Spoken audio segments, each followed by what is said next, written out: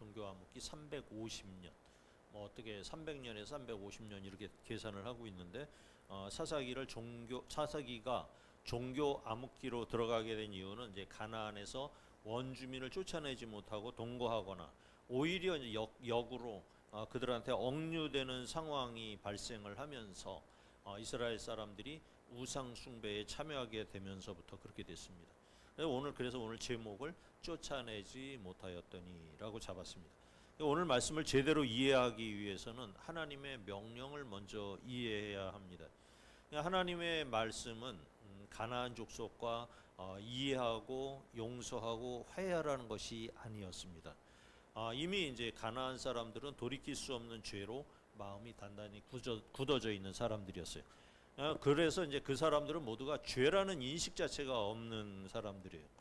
그래서 우리가 성경에서 또 볼 수 있는 게 노아 홍수 이야기인데 죄로 사람들이 마음이 굳어지게 되면은 도저히 어쩔 수가 없어요. 어쩔 수 없는 시기에 사람들이 마음이 바뀌질 않는 거예요. 그래서 결국은 노아 홍수도 인류 심판의 결과를 초래할 정도로 사람들의 마음이 다치고 굳어져 있었다는 것이죠. 그래서 하나님께서는 결국 물로 세상을 심판할 수밖에 없는 그런 지경에 이르렀다는 사실이죠. 이 가나안이 지금 그런 땅이 돼버린 거예요. 그러니까 우상 숭배와 그 생활 자체가 음란해요. 그리고 간음을 정당화하고요. 그 다음에 힘센 자들이 우선권을 가지고 하는 그런 지배 구조가 형성이 되어 있던 곳입니다. 그런 곳에 하나님께서 주신 율법을 전파한다는 것은 불가능에 가깝다고 볼 수가 있습니다. 그냥 가나안 종교들 자체가 우상덩이에요. 음란해요. 거기에다 대고 나 이외에 다른 신을 섬기지 말라 하는 것이 아무런 의미가 없는 그런 지역이 될 수밖에 없는 거예요. 그러니까 간음하지 말라는 것이 무슨 의미가 있겠어요. 그 동네가 가지고. 그 사람들은 그냥 간음을 통해서 자기들의 신을 즐겁게 하고 흥분을 시켜서 땅에 비를 내려서 풍요와 다산을 준다고 자기네들은 자기 신들을 믿고 있는데 거기다 대고 어떻게 설득을 할 수가 있겠습니까? 그래서 하나님께서는 신명기에 이미 말씀을 하셨어요. 신명기 9장 5절을 보니까 같이 보겠습니다. 시작. 내가 가서 그 땅을 차지함은 내 공의로 말미암음도 아니요 내 마음이 정직함으로 말미암음도 아니요 이 민족들이 악함으로 말미암아 내 하나님 여호와께서 그들을 내 앞에서 쫓아내심이라. 여호와께서 이같이 하심은 내 조상 아브라함과 이삭과 야곱에게 하신 맹세를 이루려 하심이니라. 가나안 땅을 이스라엘 백성들에게 주는 이유는 두 가지 측면이 있다는 거예요. 하나는 가나안 민족이 이미 이제 악하게 됐기 때문이고 또 하나는 아브라함과 세운 언약 때문이라는 거예요. 그러니까 이스라엘 너희들이 공의롭거나 정직하여 하나님 마음에 들어서 그러는 것이 아니라는 얘기를 합니다. 오히려 너희는 늘 하나님을 거역하고 경노하게 만들었던 자들이라고 하시는 거죠. 그래서 신명기 7장 2절에서 4절도 같이 보면요. 시작. 내 하나님 여호와께서 그들을 내게 넘겨 치게 하시리니 그때 너는 그들을 진멸할 것이라. 그들과 어떤 언약도 하지 말 것이요 그들을 불쌍히 여기지도 말 것이며 또 그들과 혼인하지도 말지니 내 딸을 그들에게 아들에게 주지 말 것이요 그들의 딸도 내 며느리로 삼지 말 것은 그가 내 아들을 유혹하여 그가 여호와를 떠나고 다른 신들을 섬기게 함으로 여호와께서 너희에게 진노하사 갑자기 너희를 멸하실 것임이니라. 그러니까 하나님께서 가나안을 주시겠다고 약속하신 지 650년이 지나도록 기다리신 이유는 가나안에 아직 죄악이 차지 않았기 때문이에요. 더 이상 가나안에는 이제는 의와 공의, 인애와 이런 것들이 없습니다. 그래서 이제는 때가 돼서 이스라엘을 통해서 가나안을 정복하게 하신 것입니다. 그래서 이제 오늘 말씀을 통해서 보면 죄라는 것은 타협의 대상도 아니고요. 오로지 없애야만 하는 것이라는 의미를 갖고 있어요. 죄를 조금만 남겨두고 타협을 한다면 그 죄가 또다시 언젠가 자라서 우리를 삼키고 말 것입니다. 그래서 우리가 지난주에 1절에서 15절까지는 이제 유다 자손이 시므온과 연합해서 아까 이제 영상에서 보였죠. 베색에서 10,000명을 죽이고 아돈이 베색 왕을 잡아 엄지손가락과 발가락을 자르고 그냥 살려두었던 거예요. 살려두고 그리고 죽기까지 보호하는 그런 일을 한 거예요. 예루살렘으로 끌고 갔다. 그러면서 이제 거기서 나이가 들어 죽었는지 병들어 죽었는지, 그러니까 이런 식으로 이스라엘 백성들은 하나님의 명령을 정면으로 어기기 시작한 거예요. 그냥 엄지발가락이나 엄손가락을 자르는 거는 그 지역의 관심이었던 거예요. 그 지역의 관습을 따랐던 거예요. 그냥 하나님은 가나안 사람들과 어떠한 타협도 하지 말고 뭘 해라? 진멸하라 하는 것이 하나님의 명령이었어요. 그래서 오늘 16절서부터 이제 어떻게 쫓아내지 못하였는가 하는 것을 우리가 한번 같이 보도록 하겠습니다. 16절 시작. 모세의 장인은 겐 사람이라 그의 자손이 유다 자손과 함께 종려나무 성읍에서 올라가서 아랏 남방의 유다 황무지에 이르러 그 백성 중에 거주하니라. 모세의 장인 이드로, 출애굽기에서 이제 그 모세가 가서 살던 그 지역이죠. 이드로의 족속들이 겐 족속인데요. 아마 가나안 정복할 때 같이 왔던 것 같아요. 그리고 전쟁에도 참여를 하고 공을 세웠던 것으로 보여요. 그러니까 모세와도 연관이 있잖아요. 그러니까 그들에게 어떠한 보상을 해야만 했습니다. 그렇다면 그들에게도 개종을 하게 하고 정당하게 땅을 분배하고 같이 살아야 하는 것이었었죠. 그래서 유다 자손이 겐 족속과 함께 여기 종려나무 성읍이라고 그러는데 그게 이제 여리고죠. 여리고에서 이제 유다 황무지를 이제 갔어요. 그런데 거기에 있는 가나안 족속들하고 그냥 거기서 살라고 보낸 거예요. 문장으로 보면은. 그러니까 이게 어찌 보면은 이제 이스라엘 민족들은 조금 배은망덕하다는 느낌이 들게 만드는 거예요.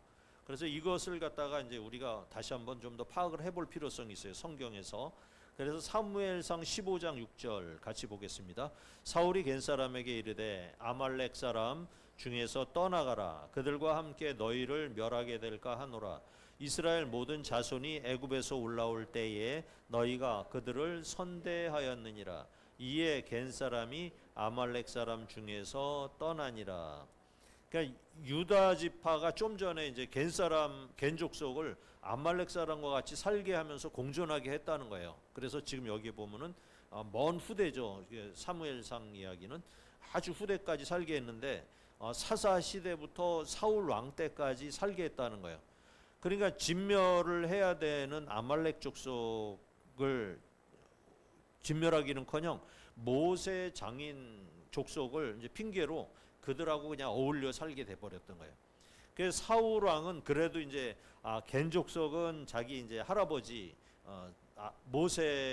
모세가 함께 지냈던 족속이라는 걸 기억하고 겐 족속한테 피할 시간을 준 거예요. 오늘 이 말씀은. 그리고는 무려 이제 350년이라는 긴 시간을 겐 족속을 아말렉 사람들 속에서 그냥 방치하고 그냥 거기서 살게 하게 했다는 것이죠.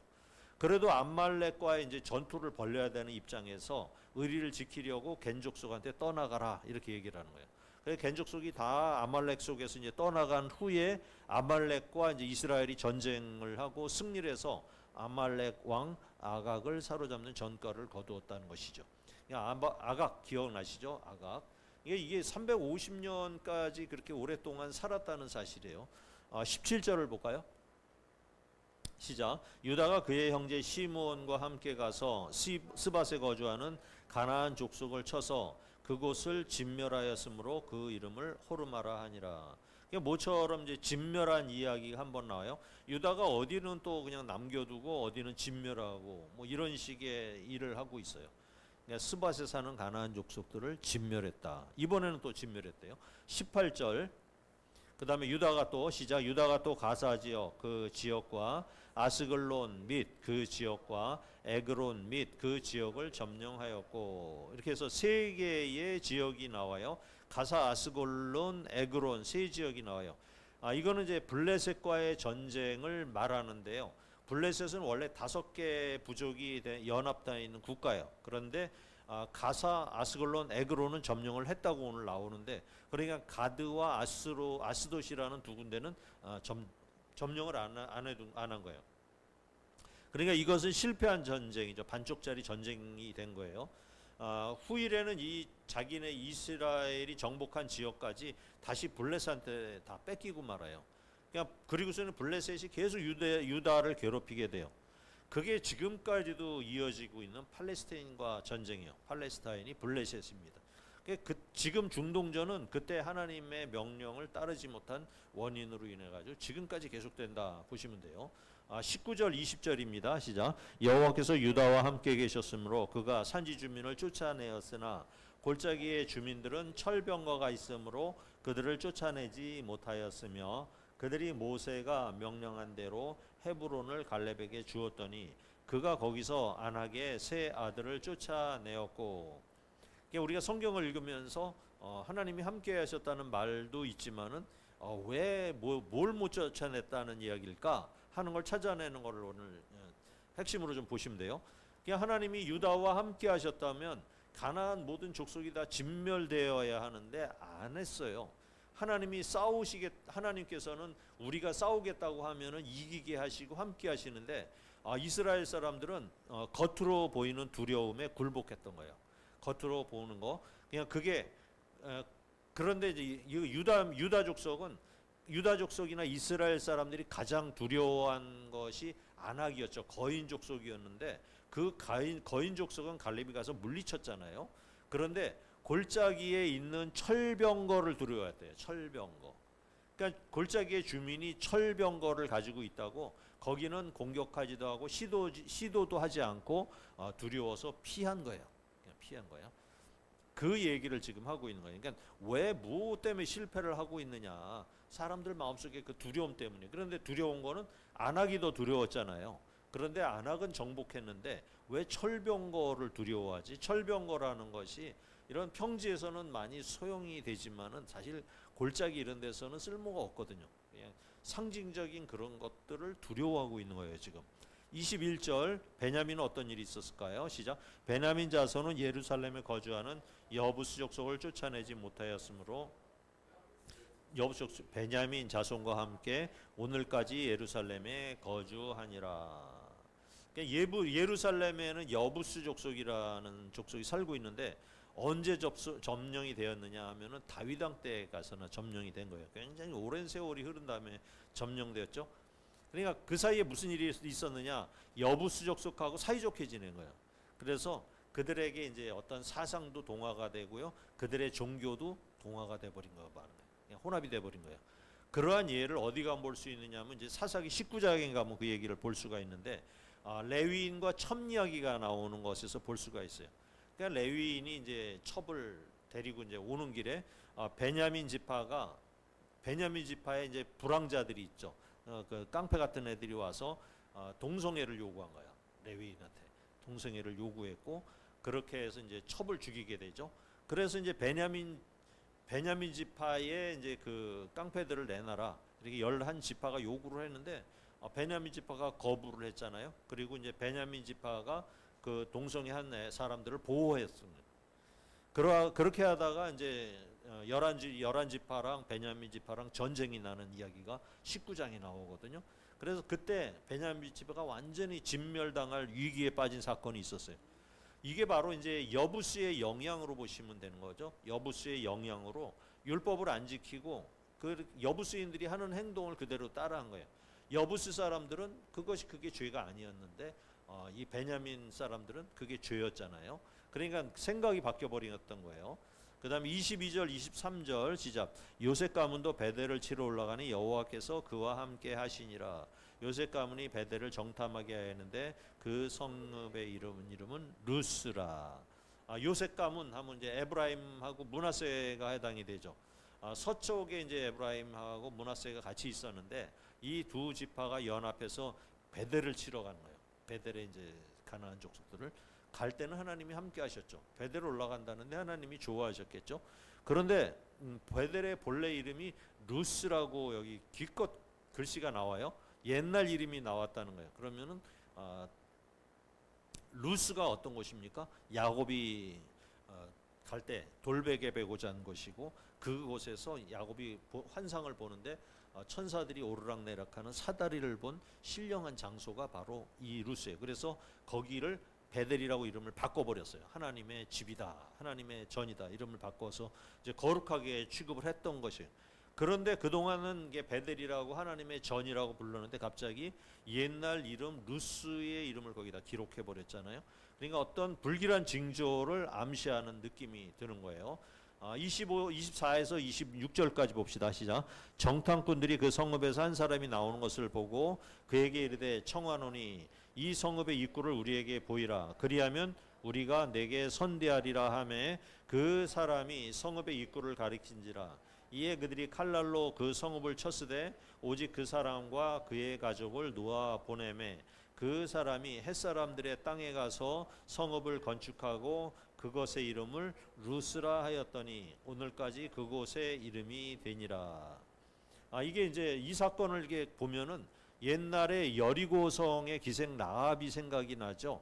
라합이 이제 두 명의 그 여호수아가 보낸 정탐꾼을 숨겨주면서 너희가 후일에 이 성을 정복하면 우리 가족을 살려달라 이렇게 얘기를 해요. 그래서 라합이 적극적으로 이스라엘 정탐꾼을 도왔던 일이 있습니다.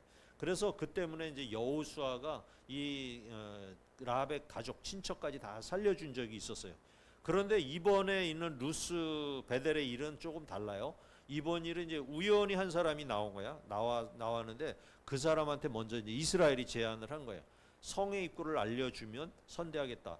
말도 이제 이스라엘 사람이 정탐꾼들이 가서 먼저 얘기를 한 거야. 성읍 사람한테. 상황이 달라요. 그러니까 라합은 살려달라고 했는데 자기 살려달라고 하고 라합은 이제 여호와의 신앙을 받아들인 반면에 이 여부스 사람은 밀고를 한 대가로 산 사람이에요. 그래서 그렇게 살아난 사람이 그 사람이 기껏 한다는 짓이 뭐예요? 성읍을 건축하고 루스라고 이름을 지었다는 거예요. 베델이라고 안 짓고 루스 옛날에 옛날 이름을 지었다는 거예요. 그래서 루스라는 옛날 성읍이 아직도 건재하다 이 이야기를 하고 있는 거예요. 그러니까 너희가 다 정복하지 못했다 이 얘기를 하고 있는 거죠. 27절부터 28절까지 어떤 말씀이 있을까요? 시작. 므낫세가 베스안과 그에 딸린 마을들과 주민과 다아낙과 그에 딸린 마을들의 주민과 돌과 그에 딸린 마을들의 주민과 이블루암과 그에 딸린 마을들의 주민과 무기또와 그에 딸린 마을들의 주민들을 쫓아내지 못하며 가나안 족속이 결심하고 그 땅에 거주하였더니 이스라엘이 강성한 후에야 가나안 족속에 노역을 시켰고 다 쫓아내지 아니하였더라. 므낫세가 쫓아내지 못한 성읍이 5개라는 거예요. 베스안, 다낙, 돌, 이블루암, 무기또 이렇게 있는데 자세히 성경을 이제 뒷부분을 또 보게 되면은 쫓아내지 못한 게 아니라 안 한 거예요. 안 한 거예요. 그러니까 뒷절에 보면은 이제 노역을 시켰다고 돼 있잖아요. 노역을 시켰다고 하고 쫓아내지 않았다. 쫓아내지 않았다는 거예요. 안 한 거예요. 분명히 밝혀 있어요. 그러니까 적당히 살면서 그 사람들을 죽이지를 않고 노예로 삼겠다는 그런 생각들을 가지고 있었던 거예요. 그렇게 해서 남겨둔 민족들이 이제 어떻게 해요? 결심하고 그 땅에 아예 눌러 살기로 했던 거예요. 이 땅은 하나님께서 이제 이스라엘한테 준 이스라엘 땅인데 그 이방 사람들이 그 땅에 눌러 살기로 했다는 거예요. 원래는 원주민이지만 므낫세는 정복하기 위한 어떠한 노력도 하지 않았고요. 그러고 싶지도 않았던 거예요. 그러다 결국 가나안 족속이 자리 잡고 그냥 앉아버렸어요. 이렇게 된 것이 나중에 화근이 되는 거예요. 29절에서 33절까지 쭉 같이 보겠습니다. 시작. 에브라임이 게셀에 거주한 가나안 족속을 쫓아내지 못하며 가나안 족속이 게셀에서 그들 중에 거주하였더라. 스불론은 기드론 주민과 라알롤 주민을 쫓아내지 못하였으므로 가나안 족속이 그들 중에 거주하면서 노역을 하였더라. 아셀이 악고 주민과 시돈 주민과 알랍과 악십과 헬바와 아빅과 르옵 주민을 쫓아내지 못하고 아셀 족속이 그 땅의 주민 가나안 족속 가운데 거주하였으니 이는 그들을 쫓아내지 못함이었더라. 납달리는 베세메스 주민과 베다난 주민을 쫓아내지 못하고 그 땅의 주민 가나안 족속 가운데 거주하였으나 베세메스와 베다낫 주민들이 그들에게 노역을 하였더라. 그러니까 하나님께서 이제 이렇게 지파별로 되게 분산을 하면서 그들에게 주신 말씀은 신발을 벗어라. 그러니까 하나님한테 의지하고 올라가면은 내가 정복해 주겠다라는 약속이었는데, 이스라엘 사람들이 이제 지파별로다가 이제 쪼개지면서 어떤 정복 노력도 하지 않고 그냥 안착하려는 마음이 먼저 앞선 거예요. 사람들 속에. 그냥 힘들게 싸우고 싶지를 않았던 거예요. 그냥 적당히 서로 평화 조약을 맺고 불가침하면서 교류하는 게 이득이다라고 생각을 한 거예요. 이스라엘 사람들이. 그래서 어떤 지역은 가나안 사람들을 노역을 시킨 것도 있고요. 어디는 진멸시킨 것도 있고. 그냥 아예 아셀 지파는 어떻게 돼 있습니까? 아예 가나안 족속 가운데서 살았다. 그렇게 돼요. 32절에. 가나안 족속 가운데로 들어가 버린 거예요. 보통은 전멸하고 그 일부분을 남겨뒀었는데 아예 아셀 지파는 그냥 가나안 족속 가운데 살았어요. 그러니까 도움을 받는 지파가 돼 버린 거예요. 이방 사람들한테. 단자손은 한술 더 뜨게 되는 얘기가 나와요. 이렇게 제대로 하지 않으니까 아모리 족속이 오히려 단자손을 몰아붙여요. 산지로다가 몰아붙여 그냥 쫓아내버려요. 그 원래 이제 단지파가 이 아모리 족속을 다 쫓아냈어야 되는데 거꾸로 돼버린 거야. 그래서 이제는 정복 당할 처지가 돼버리고 말았어요. 그것이 이제 34절부터 나오는 이야기예요. 봅시다. 시작. 아모리 족속이 단자손을 산지로 몰아넣고 골짜기에 내려오기를 용납하지 아니하였으며 결심하고 헤레스 산과 아얄론과 사알빔에 거주하였더니 요셉의 가문의 힘이 강성함에 아모리 족속이 마침내는 노역을 하였으며 아모리 족속의 경계는 아그라빔 비탈의 바위로부터 위쪽이었더라. 그러니까 큰 덩치로 보면은 이스라엘 사람들이 대부분의 땅을 다 정복을 했어요. 그런데 그 중에 이제 어떤 지파는 노역을 시켰고 어디는 아예 그들 중에 들어가서 살면서 도움을 받기도 한 거예요. 그런데 아모리 족속은 이 단지파를 아예 산지로 몰아버린 거야. 산지로 몰아붙이고 골짜기로 못 내려오게 해버린 거예요. 이게 기가 막힌 얘기죠. 그런데 단지파는 가나안 정복할 때 그 기상과 용맹이 있었어요. 그게 다 어디로 사라졌는지 지금 갑자기 사라져 버렸어요. 그 다음에 가나안 정복 당시에는 그 단지파가 유다 다음으로 인원이 많았어요. 그래서 이제 싸움도 잘했어요. 그래서 북쪽의 세 지파가 북쪽을 지키고 있었는데 거기 북쪽 지파의 대표 지파가 단지파였거든요. 그런데 아모리 지파에게 밀려서 꼼짝을 못하는 그런 나약한 지파가 돼버리고 말았던 거예요. 그리고 아예 이제는 이제 그렇게 아모리가 무서워가지고 산지로 도망가서 벌벌 떨면서 이제는 아예 다른 곳으로 도망할 준비를 또 해요. 그러니까 요단강 동편에서는 이 아모리 족속하고 싸웠는데 뭐 전혀 게임이 안 됐잖아요. 그런데 지금은 아모리 족속을 두려워하는 상태로 바뀐 거예요. 그래 단지파가 이제 북으로 도망갈 준비를 해요. 이주를 준비해요. 그래서 이제 단지파에서 일부 정탐꾼을 이제 먼저 북으로 보내요. 어디 땅이 있는가, 빈자리가 있는가. 그 간 자리가 바로 라이스라는 곳이에요. 거기에 가 보니까 아무런 일도 없이 평화롭게 살던 지역민들을 발견을 해요. 그리고 교통도 좀 멀리 숲속에 있는 그런 데 같아요. 그런데 그 힘없는 주민들을 다 죽이고 단지파가 거기를 정착을 해버리고 맙니다. 그래서 단지파는 원래 있던 그쪽 지역, 그 에브라임 밑에 한 지역하고 유다하고 사이에 있던 한 지역하고 저 북쪽 끝에 거기에 두 군데로 나누게 돼요. 우리가 그래서 두 개의 지도를 봤죠. 그때 이야기가 사사기 18장에 가면 또 나와요. 그때 북으로 이제 정탐꾼들이 이제 단지파의 정탐꾼들이 가다가 미가라는 사람이 그 중간 지역에서 이제 살면서 제사장을 고용을 해요. 레위 제사장하고 그 다음에 이제 제사장 복장을 만들어주고 신상을 만들어서 그게 여호와다 하고서는 이제 이렇게 제사를 지내면서 그렇게 하는 일이 있었는데 그 미가라는 사람이 고용한 레위인하고 신상, 옷 이런 걸 다 뺏어가지고 그러고서는 갑니다. 그래 미가가 따지니까 너 죽을래 하고서는 이제 협박을 하니까 꼼짝 못하는 사건이 나와요. 그리고는 단지파가 우상숭배에 빠지고 말아요. 타락하죠. 그 다음에 후일에 남유다 남북 왕조가 나뉠 때 여로보암 북쪽의 이스라엘 왕은 단과 베델에 금송아지를 세워요. 단에도 세우고 베델에도 세우고 그곳을 성전으로 삼아요. 그러니까 북쪽에 있는 사람들이 예루살렘에 못 가게 이제 차단을 한 거예요. 38선을 그어버린 거죠. 그래서 북쪽은 하나님을 잊고 금송아지나 바알, 아세라 같은 그 우상을 섬기는 나라가 된 것입니다. 그 단지파는 사실 충분한 능력이 있음에도 불구하고 힘든 일을 하지 않으려고 피한 거예요. 평화롭게 잘 살고 있는 힘없는 부족을 죽여서 차지하는 그런 치사한 민족이 족속이 돼버리고 말았죠. 그래서 두 개로 나누인 단지파는 오히려 아모리 족속에게 더 꼼짝 못하는 신세가 되고 말았던 거예요. 아모리는 오히려 이제 기가 살았죠. 헤레스산, 아얄론, 사알빔을 자기의 경계로 선포해요. 그 땅은 누구 거예요?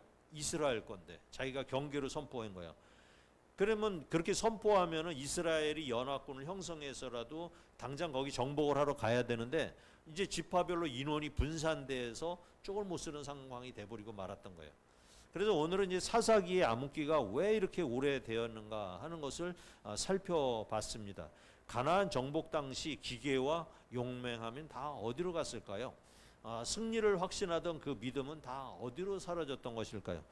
기도하고 도전하면 되는데 왜 하나님을 찾지 않고 자기 생각대로 했을까요? 결론으로 말씀드리겠습니다. 우리가 이제 살면서 적극적으로 말씀을 듣고 기도하면서 닥친 문제를 이겨내야 하는 것입니다. 그래서 우리가 신앙생활을 하면서도 멈추거나 하는 것은 퇴보하는 거예요. 멈추는 순간 퇴보합니다. 그러니까 조용하고 편한 신앙생활을 하기로 작정한 순간부터 바로 마귀의 먹잇감이 되는 거예요. 한 발자국 물러서 있으면은 오히려 마귀 괴력에 빠지게 되고 거기에 이제 마귀한테 하는 일에 참여를 하게 되고 그것이 사람들은 편하다라고 느끼게 되는 거예요. 기도하지 않는 것도 우리가 습관이 되면 하나님한테 막 기도하니까 뭐 되는 일이 없어 그래요. 기도를 하지 않잖아요. 그러면 이제 그렇게 돼서 이제 습관이 된 거야. 그래서 신앙생활을 하는데 기도를 전혀 안 하는 생활하는 사람들 있잖아요. 그런데 마귀가 잘 안 건드려. 기도 안 하니까 건드리질 않아. 그냥 행복하게 사는 것 같아. 겉으로는. 왜 그러냐면은 이미 잡아놓은 물고기한테 먹이를 주겠어요? 안 주지. 마귀가 안 줘요. 그러니까 그런데 이제 사람들은 살다가 신앙생활을 제대로 해야 되겠다.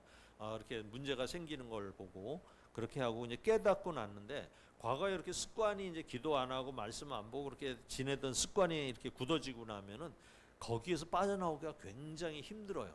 그러면서 이제 많은 노력도 있어야 되고요. 고통이 따르게 돼요. 새벽기도 한번 나오려면은 그 몸이 고장 난 것 같아. 병든 것 같아. 큰 중병이 든 것 같은 느낌이 들 정도로 힘들 수밖에 없는 거예요. 그러니까 죄를 쫓아내고 못하고는 사실은 백지장 한 장 차이예요. 우리가 조금만 생각을 달리하면은 충분히 할 수 있는 일이고 그렇게 이제 우리가 신앙생활 제대로 할 수도 있어요. 주님께서 여러분들에게 함께 하시니까요. 멈추지 마시고 신앙생활에 힘을 내셔가지고 적극적으로 신앙생활 하시길 바랍니다. 이게 조금이라도 우리 속에 남겨둔 죄의 찌꺼기 같은 게 있으면은 그거 회개하고 다 털어내시면 돼요. 하나님은 말하면은 하나님께서 다 용서하시니까 털어내면 돼요. 그래야 오늘처럼 이 사사기의 이스라엘 백성들처럼 밀리지 않고 승리할 수가 있어요. 그렇게 해서 조금만 뒤처지고 안일하게 하시면 바로 밀리게 돼 있어요. 그래서 쫓아내지 못하게 돼 있는 거예요. 그래서 승리하는 인생 사시길 축원드립니다.